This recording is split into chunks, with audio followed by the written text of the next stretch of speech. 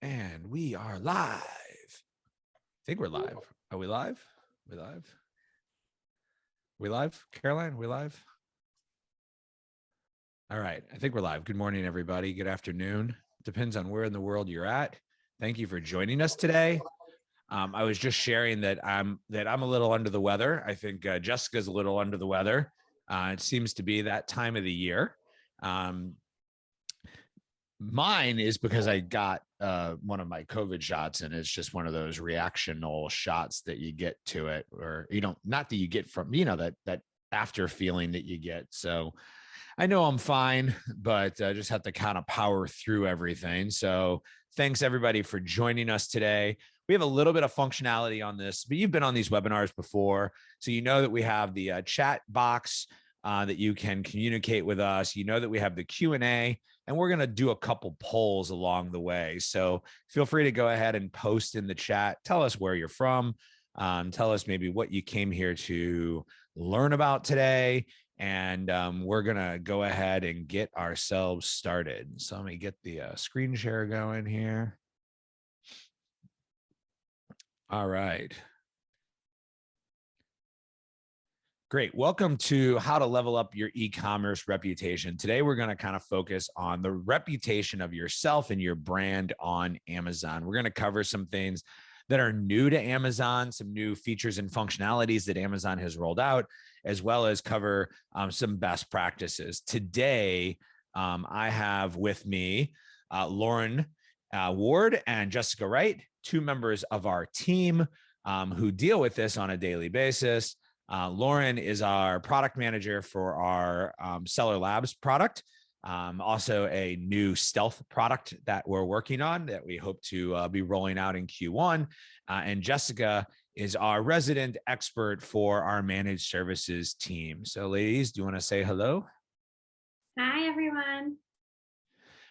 Both of them have extensive history and a background in both Amazon and reputation. Lauren has been involved with the Feedback Genius product for a number of years.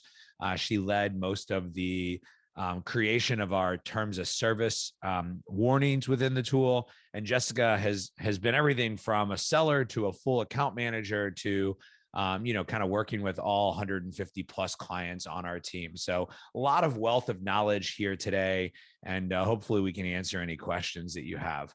We're going to cover the topics of holiday returns and how they impact your business, customer service, and whether you should have Amazon doing that for you or doing it yourself, some best practices, and of course, looking at your feedback and your reviews and making sure you handle it correctly. We will have time at the end for Q&A.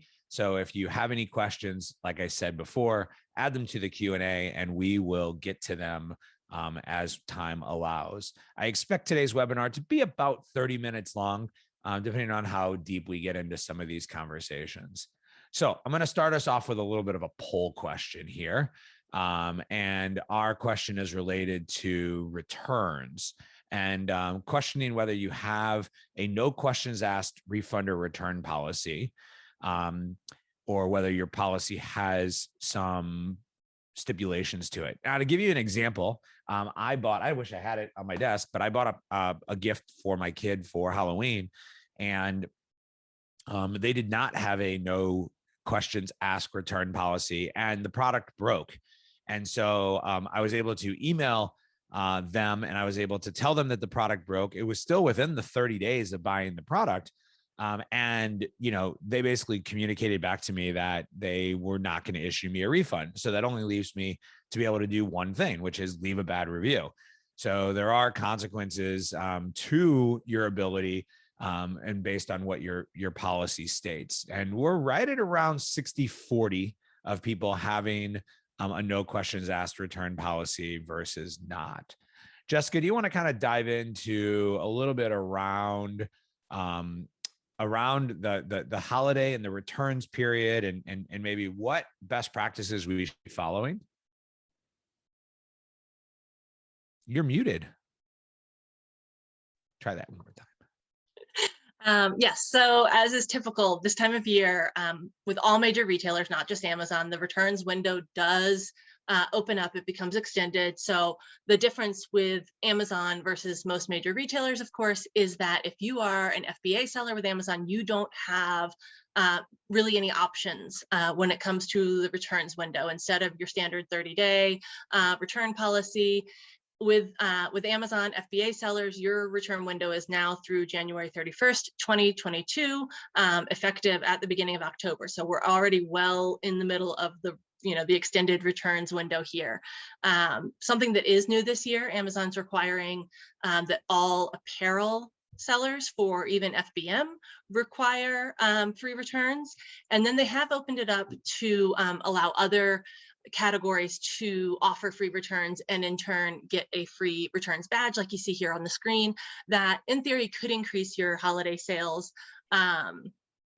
because sellers see that they can return without question. Just like Jeff was talking about, they don't have to worry if they buy something as a gift for someone, if it doesn't fit, if it's not the right color, if it's just not what they want at all, no questions asked, they can send that back. So again, that's something that's going to be up to a seller to decide if it's really a good fit for them and for their category, with the exception of apparel. You don't get that choice this year. Apparel is going to be all free returns, no questions asked. Yeah, and every little badge helps, right? Every little badge, whether it's the climate badge or a free returns badge or a save money badge, those all help to build confidence with the buyer when the buyer's making a purchasing decision. I'm curious, and I didn't prepare you for this, so you might not know the answer. Do you typically see that returns are higher during the holiday time period? Because I know one of the fears of a seller is someone's going to buy my product in October and then return it, on the last day of January. Yeah, I am really not prepared with any statistics. I can say for certain that just given my experience, both on the brand side and assisting brands, returns are much, much heavier this time of year. And even more so, of course, as e-commerce has grown, people tend to buy backup gifts and backups for their backup gifts with all of the delivery issues that have been so prevalent the last few years, that even if it's not a person didn't like the gift or a fit issue, people are buying those backup gifts that are resulting in extra returns as well, because people want to make sure they have something available to give. Yeah. And I think that the purpose of Amazon moving their date from, it's typically November 1st to October 1st, was to encourage people to start buying their holiday gifts even sooner. And while I know there was a lot of talk about there being some shortages from the gift perspective, I haven't really seen it just yet. But that's really going to kick into high gear in the next week to 10 days as we get closer to Black Friday, Cyber Monday. Let's talk a little bit about customer service. Amazon has a new functionality called Customer Service by Amazon. Can you share a little bit about that and maybe who it works for and who it doesn't? Yeah, so I think the biggest thing to note from the start, Customer Service by Amazon, it is a pay-to-play feature. Although there is a caveat, there's a way to qualify for free customer service by Amazon, but just as a program in general, there is an associated cost that ranges from between 10 cents and 70 cents, I think, for every unit that you sell fulfilled by Amazon. And it is something that you opt into at an account level, so it's not SKU or ASIN specific. So it's an opportunity to allow Amazon to handle your customer service start to finish for FBM, just like they do for FBA. I think from Amazon's perspective, it's this opportunity to make the shopping experience the same for consumers, regardless of who is fulfilling the orders. And I think for the seller, this is an opportunity for businesses to be able to step back and focus on the things that are most important to them for, increasing sales, for developing new products, whatever it may be that you need to put your focus on, and allow someone else to handle some of the things that you may not have as much time for. It's not going to be a fit for everyone or for every product, especially when you consider that possible per unit fee.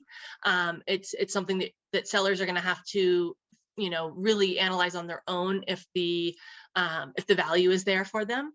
And if Amazon is really the one to be an expert to answer your product questions for you. but it is a great opportunity for those businesses that can swing it, because it just lets you step back and put some focus on some other areas. Yeah, and there are several other companies out there. If you didn't want to work directly with Amazon, there are other companies out there that are focusing in on specifically this. I know there's one called Seller Smile. I can't think of Karen's eCommerce Solutions is another one that are just kind of providing you, but you pay more of like a monthly fee, not a per order fee. So if this is something that you want, but you don't necessarily want Amazon to do it, or your order volume may be too high, there are other solutions for you to be looking at that would allow you to outsource this functionality to people who specialize in this.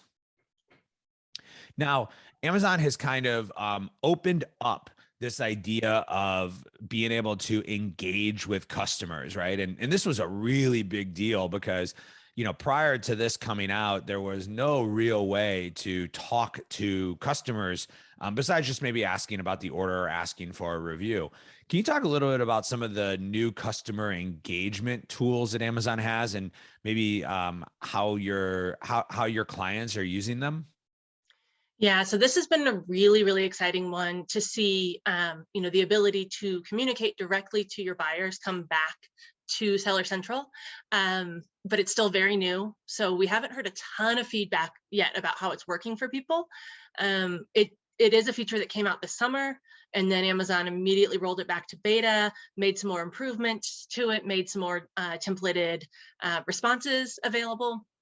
But basically how this all ties together is, I'm sure everyone is familiar at this point with the follow feature on Amazon for brands. You can find it in the brand store, and it's starting to roll out into some other locations as well. If a brand has followers, then they have the ability to make posts, which are social media like posts that go out to followers, either on product detail pages. They can see them on the brand store. For some users, they're going to show up when they open their Amazon app, the shopping app. It'll be on the homepage. So these posts will really pop up a lot of places. They're free advertising. You can just repurpose your other social media content. So there's really no reason not to use them. Everyone at this point should be kind of checking it out and seeing what kind of impact that brings to your brand. Yeah, and I think the best practice for this is, sit down and basically build out a month's worth of content. And when I did this at first, a month's worth of content for me was a posted a week, right? And then I started to look at the statistics and the data. And back then there wasn't even really a lot of the follower engagement statistics that they have today. If you start to see that the engagement numbers are high, tens of thousands of impressions that are available to you, you may want to start looking at posting once a day instead of once a week. And so there are some rules for this. You need to understand what the rules are so that Amazon doesn't reject your stuff. One of the things I found, I guess the hard way, was that if you have a really good post, you can't repurpose the post. Once you use an image, that's it. You've used the image. You can't use it again.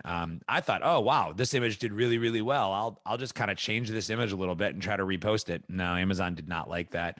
But the cool part about this is that as you build up your followers, right? As you build up the followers of your brand, Amazon's going to allow you to roll out exclusive coupons. They're going to let you roll out exclusive messaging to these customers. They're going to let you announce new products to the people that follow and engage with your brand. And that is really opening up the Amazon customer base in a way that Amazon has never, ever done before. So it's definitely something to start following and understanding. Follow a few brands that you have a connection to, and follow your own. And I think it's definitely something that if you're not doing it, you want to at least be testing this out as you move forward.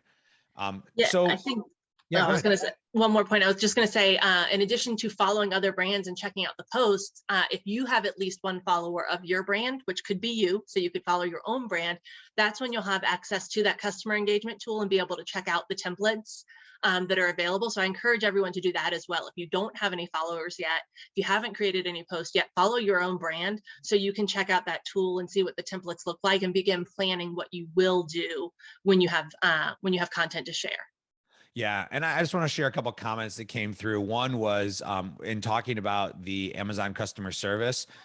In Germany, it looks like they're offering that free until I don't know if it's until December or through December.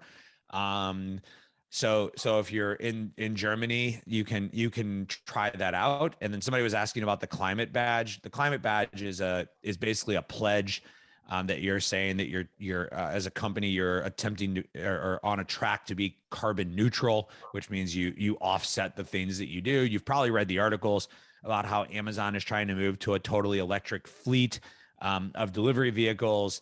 They're trying to become total carbon neutral, I think by 2030, I think is the number. I don't remember the number off the top of my head. So just a few things.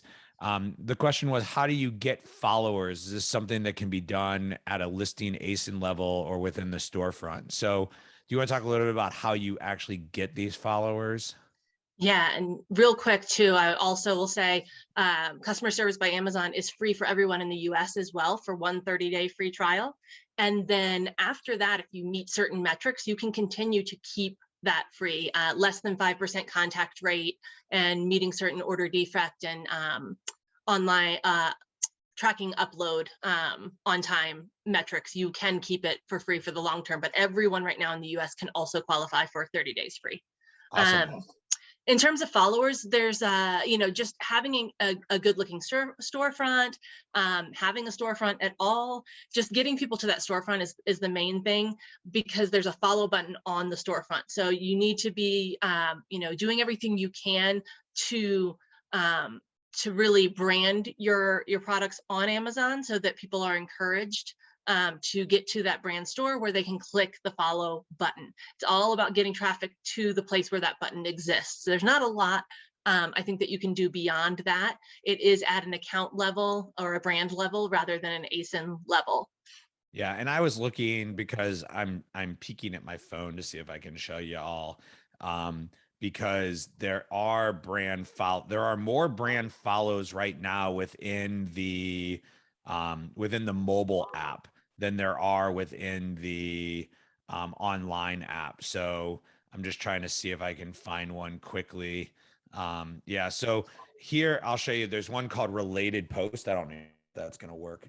But on the bottom of the product detail page, there's something called Related Post that shows post and allows you to follow that particular brand. And so a lot of that was rolled out via the mobile app to start, and now it's starting to come into the homepage. Great. So let's just kind of wrap this up. What is the best return policy? I mean, I think that's going to vary from brand to brand. There are a lot of different things that go into this, but yeah, the first point here is kind of the main point. In retail and in return policies in general, the customer is always right, and more so now than ever. People have been conditioned to expect that, no questions asked return policy, where possible, free returns, that they don't have to pay to send stuff back. A lot of the different points we have on the screen here will vary from brand to brand. Sometimes there is, if something was just left out of the box and you can send a replacement part, that works. But if a customer has to do some work to repair an item for a part, that's where you're probably not going to have a great customer experience. And at the end of the day, that's what it comes down to is, the customer experience. Put yourself in the customer's place and think about, how easy or hard is this going to be for them to get the resolution they're looking for? And are they going to be a repeat customer? Because ultimately that's always your goal. You want people to come back to your brand. And if you're providing an experience that makes them not want to come back to your brand, that's the wrong return policy. Yeah. And I mean, those are all great points. And I think the number one policy, if you understand Amazon's leadership principles, it's start with the customer and work backwards, right? So they are all about the customer and the customer experience, and the better brands on Amazon are the ones who do the same thing. They're the ones who follow that to a T. They use all of that information to make better products. They use that information to give a better brand experience. And ultimately, think about yourself as a consumer. Who do you want to do business with? You want to do business with people you trust. You want to do business with people that you can depend on, and you're making your buying decisions off of the same reasons. So use that as a way for you to build your policy. One thing I will ask, Caroline, if you have a minute, would be to share the post that I think you and Jessica did that talked about all the updates that came out of the Accelerate conference, because there were quite a few other new things that came out. One big question that I have for you is, are you updating your messages for the holidays? Are you adding any type of holiday messaging to your customers when they buy your products? Because one of the challenges you have in messaging customers through buyer seller messaging during the holidays is that today you're buying the product and you're buying it to give it to somebody else. And so by the time you get the product and give it to that person, it's difficult to ask for and get a return. Get a review. And so one thing that you can do is update your buyer seller messaging. So let's talk a little bit about that, because it looks like right now nobody's planning to do that. Oh, no. Lauren, do you want to kind of talk about buyer seller messaging and the holidays? Yeah, absolutely. So what Jeff had actually just mentioned, we'll speak a little bit about it again. So just because there's an increase in your orders and your shipping volume doesn't necessarily mean that you're going to see a proportional increase in your product reviews or your seller feedback. And that's for that exact reason that Jeff just mentioned. People are buying for gifts. So you're not necessarily going to get those reviews. But we'll talk a little bit more about that on the next slide. So yeah, I hope you're updating your buyer seller messaging now. So let's talk a little bit about best practices for sending messages, because these rules have changed, and I don't hear a lot of debate about these anymore, but they've become pretty black and white, right? They used to be kind of different shades of gray, but messaging is now pretty black and white, and we know what you should and shouldn't do, right, Lauren? Yes, absolutely. And we have several blog posts that will also explain what you should and shouldn't do if there are questions on that as well. But to just go over a few key points here, you want to send seller feedback requests upon item delivery, since this is the gift giving season. We recommend waiting 1 to 3 weeks to request product reviews. And you want to keep your message subject lines relevant. So you can throw in the word holiday in there, season's greetings, anything that might catch the eye that lets them know this is a fresh message just for them. Refreshing your messaging as a whole. So we recommend actually refreshing it quarterly just to keep it up to date. Let your repeat buyers know that you're thinking of them and that you have new products coming out, things like that.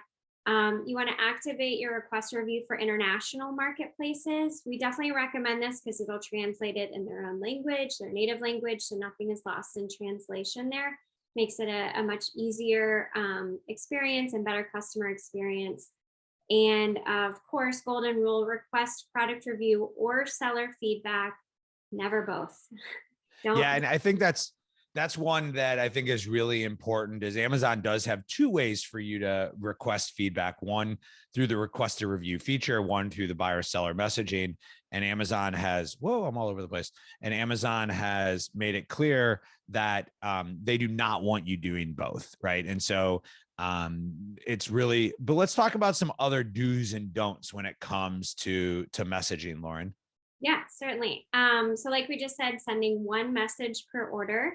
You certainly want to adhere to Amazon's design standards for your messaging.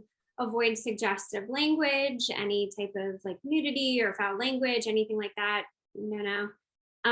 You want to refresh your content of all messages quarterly, like we had just mentioned before. Keep it fresh, keep it exciting, especially for your repeat buyers, so they're not getting the same old message over and over again. Things you definitely don't want to do, using emojis or GIFs and message templates.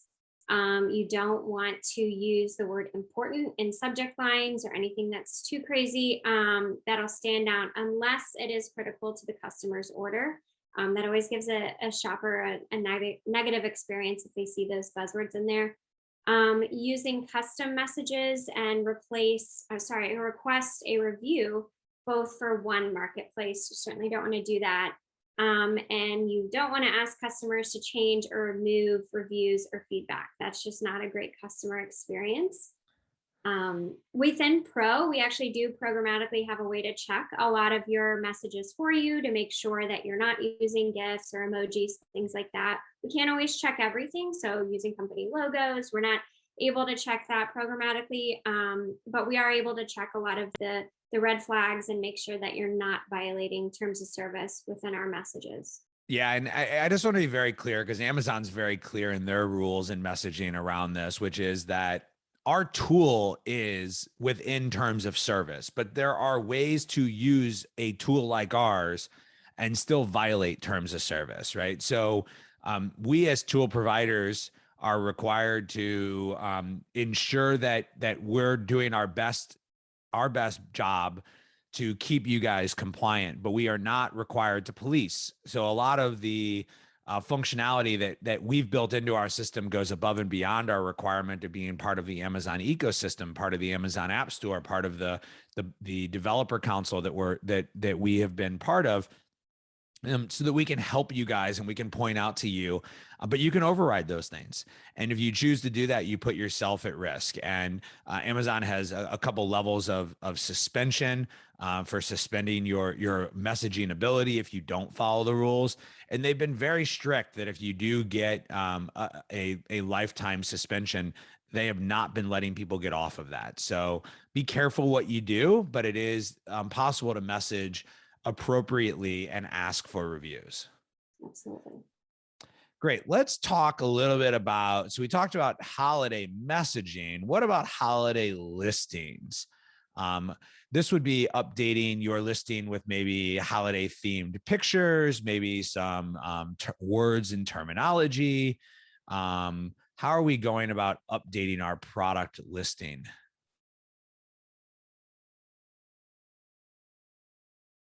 Great. So about 60% of people are not updating their listings for the holidays. Jessica, let's jump into kind of talking about when we get the reviews and we get the information from our customers, what can we do about it and what can we learn from it and use it to improve our business?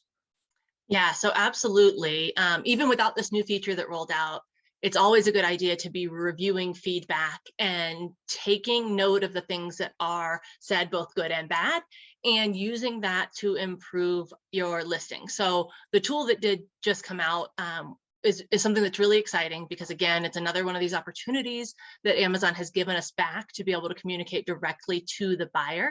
In this case, it is the ability to contact a buyer who has left a negative review, 1 to 3 stars, and the ability to start a discussion with them about that review.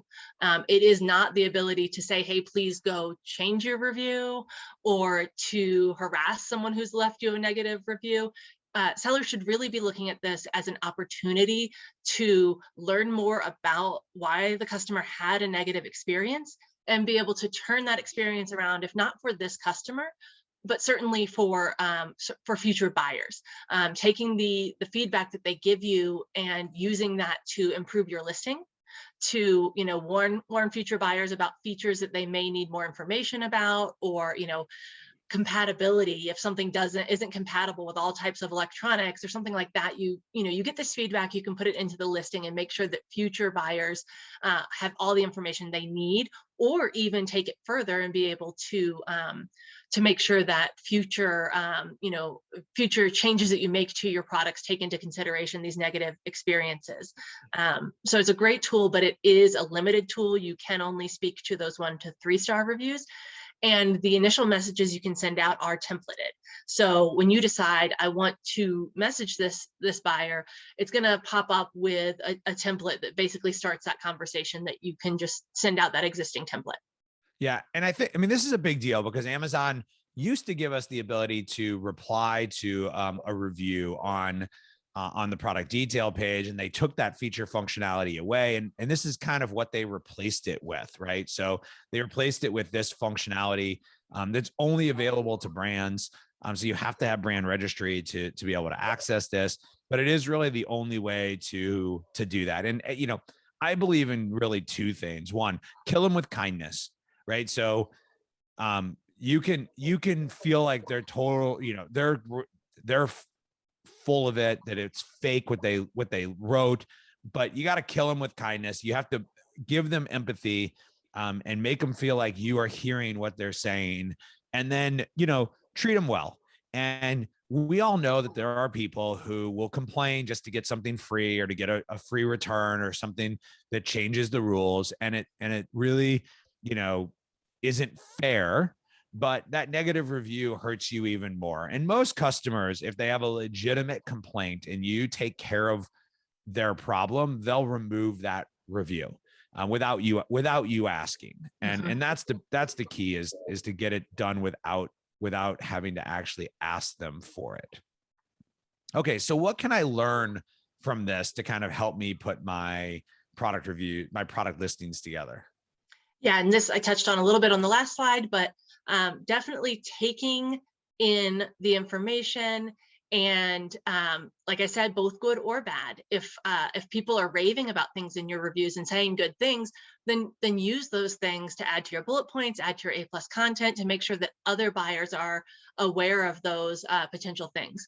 Also taking a look just not at the reviews, but also the Q&A section within the product detail page, where, you know, if people are asking questions, not every buyer is going to scroll down and read that section. So take advantage of those questions and repurpose them into the content for your listing, so that everybody who looks at your listing does actually see that content. Your own reviews, competitor listings, question and answer sessions, all of those things are great resources for, you know, product feedback, both good and bad, that can help you improve your listings, or, like I said, you know, before, to actually improve the manufacturing of your product, or the packaging of your product, or the instructions that come with your product, to provide an overall better customer experience. Yeah, and it's interesting because you mentioned something and you kind of said it quickly. So I want to kind of go back through it and say it again, which is that your product is a source of information, but your competitor's product is a source of information for you as well. And so it's really important that you aren't just following your reviews and your Q&As, but also your competitors' reviews and your competitors' Q&As, because when it comes down to it, if they're complaining about something that your competitor's doing, and you happen to package it the same way, or you happen to have the same feature, that is going to reflect upon you at some point in time. And some of the best products that exist on Amazon today are improvements on bad products that used to exist on Amazon. And so really take that to heart. And one of the things that I see sellers do wrong is that they really believe that their product is so great that the reviewer was full of it.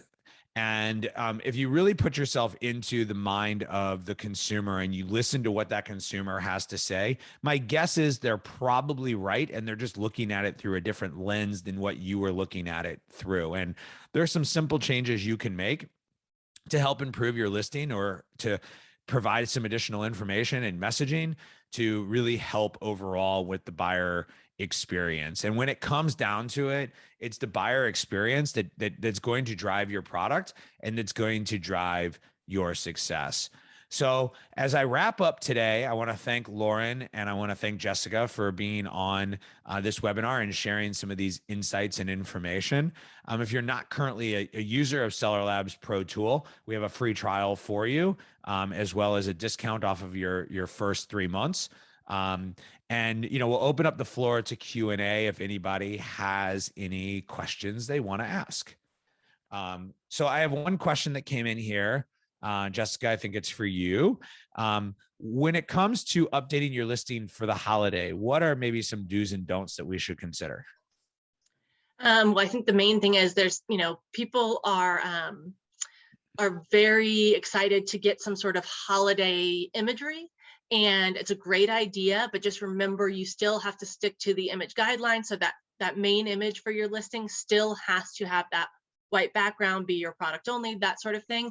But otherwise, really play that up. If you can, add bows to some products, packaging pictures, if you can do the same to your store and add holiday sections to your store, anything that just, gives the buyer that, makes the buyer think about gifting. Because really any product can be giftable. And I've said it before on other webinars that we've done, whatever product is available this year is going to be what is gifted this year as we get closer to the holiday. People are going to run out of options. We've all heard it. So anything could be considered giftable, but you need to make sure that when someone looks at your product detail page or at your store, they're thinking giftability. So Lauren, a question came up in wanting to know where in Pro I would find out if I had violations for my messages. I don't know if that's something you can walk people through or at least point them in the right direction. Yeah, absolutely. So in your messaging center, you're going to go to your messages. Let me see what it's called here. I believe it's under sent messaging. You're going to see all of your message templates that are active. Whether that's your request a review or your custom message templates. On the right side of your screen, you're going to see little green check marks on there. That's going to let you know that we've had the check and that we don't see any message violations within your messaging that we can check for. So that's a good sign to check right there. Yeah, and I would remind people, we've been doing this for a long time, and a lot of people say to me when they see me at a show, "Oh, I set up Feedback Genius years ago. It's still sending messages for me." See, I even said it probably the way they would say it. And I say, well, great. You need to go into Pro and check your messages. So if it's been a while since you've checked your messages, you should go in and check, because one of the other things that I see that a lot of sellers continue to do wrong is they add new products and they forget to go in and assign messages to those products. And so one thing you can do within Pro is set like a catch-all message that goes to every ASIN, no matter what. And then you can have specific messages to your higher volume ASINs. Let's see. One other question just came in before we wrap up. Are there best practices for style tone when asking for a custom review?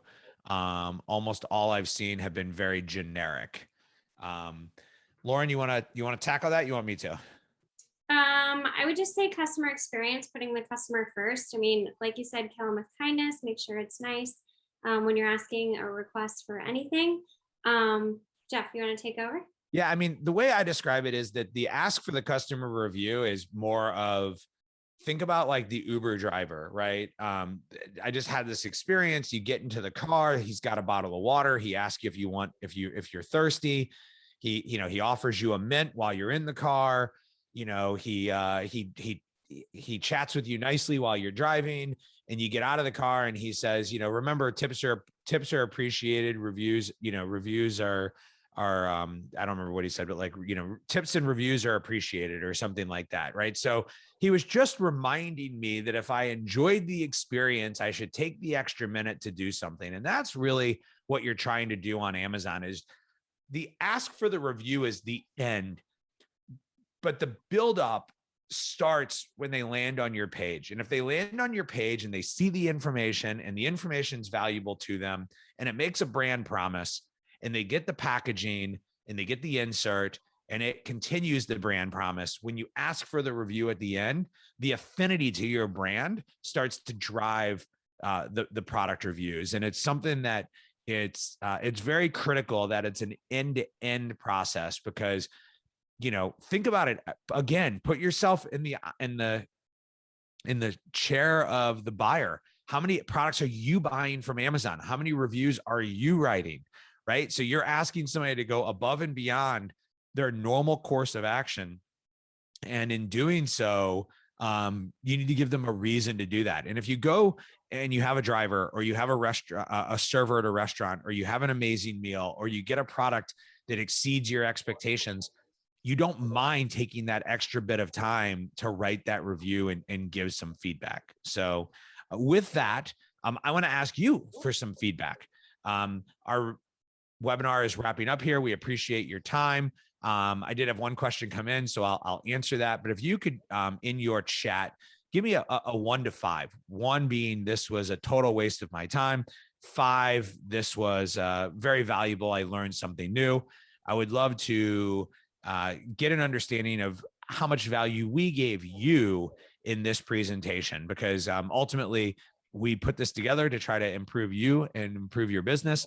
And if we could do anything to improve, we want to do that. So the last question that came in was to add holiday themed images. Can they be added to the main listing as well as the storefront? Any issues you've heard of when removing that image and replacing it with the original? Sometimes Amazon creates roadblocks even for brand registered sellers. Yeah, I wouldn't say there's any specific issues related to changing content for the holidays. I would say it's those same issues that you run into in general. And yes, it is even for brand registered sellers. It can sometimes be a little bumpy getting updates pushed through. I would say it's bumpier this time of year, so it's going to be harder probably to get your holiday images added than it would be to get your holiday images removed. Amazon's got less moving pieces as we move into post-holiday season, so you're going to face your normal issues, but I don't think anything any different than doing any other updates to your listing. Yeah, and you should think of your storefront the same way you would think of a physical storefront, that you want your storefront to be changing based on the seasons or the holidays. It shouldn't be stagnant, right? It should be ever flowing. And that's going to come down to how much traffic you have as to how much effort you want to put behind changing your storefront. But Jessica's laughing because I think the question you just asked her is one that she probably gets the most. And her and I actually spent maybe like 5 hours a week ago trying to update some images on my product. And Amazon has definitely made things a little bit more difficult in terms of updating your listings in general. The flat files seem to be getting better in terms of using flat files to be making updates and to be resolving issues within the flat files, but it's still a work in progress. Brands are still running into a roadblock where they have to completely delete their listing, wait 24 hours, and then add their listing back to get everything to kind of purge from the system and reset. And hopefully Amazon will do something about that. But that seems to be like, if you're banging your head against the wall because you keep trying to do something and it's not doing it, that seems to be the magic trick. And what remind me, Jessica, what's the trick if you're going to delete your image? Just keep your FSKU the same? Yes. Yeah. So if you have to do, the delete and re-add trick, first, don't panic. You're not deleting your product from Amazon's catalog. You're deleting the offer from your catalog. So all of the information maintains. But yeah, if you have an FBA listing, you need to make sure you keep that SKU, that FN SKU handy, because when you re-add it, you have to use your same ASIN SKU combo to make sure that everything joins back up properly, and your FBA inventory that may be at Amazon rejoins that listing and doesn't stay and stranded. Yeah, that's the one. I think the other one that I learned from Jessica 2 weeks ago was that when you're doing, I'm trying to think what it was. So the one was the FSKU, and the other was Add a condition. That when you're doing it, you used to add a new product. You can now go to like your FBM or your FBA, and you can actually add a new condition, and that condition would just be the other shipping methodology. And that seems to connect the two ASINs together. And it seems like some of the conflict that we've seen has come from a separate FBN and a separate FBA listing being created, even though they're the same ASIN. And so when you actually add that by adding a condition, it seems to build a better connection in the back end of the system. And if this was really confusing and you're like, what the hell did they just talk about? We probably should write a blog article on it to explain it to people, but these are the fun things that we solve some days for our clients. So free consulting. There you go. Great. Well, we're going to wrap up here. And again, I want to thank you guys for your time. Thank you for your feedback in evaluating today's presentation. If you have any questions for us, you can always reach out to us on the Seller Labs website. You can, ask for Lauren, ask for Jess, ask for me. If you're really interested, go check out my LinkedIn profile and check out the poll that we have on fried chicken sandwiches that's currently going on, that has over almost 15,000 views and almost 1,000 votes. It's kind of crazy. We will see you guys on December 8th for our next webinar, where we have a great lineup. We always in December try to talk about what went right in this year and what we can do in the year to come. So that's what we'll be covering. And it's always a fun topic to cover. So thanks everybody, and everybody have themselves a great day.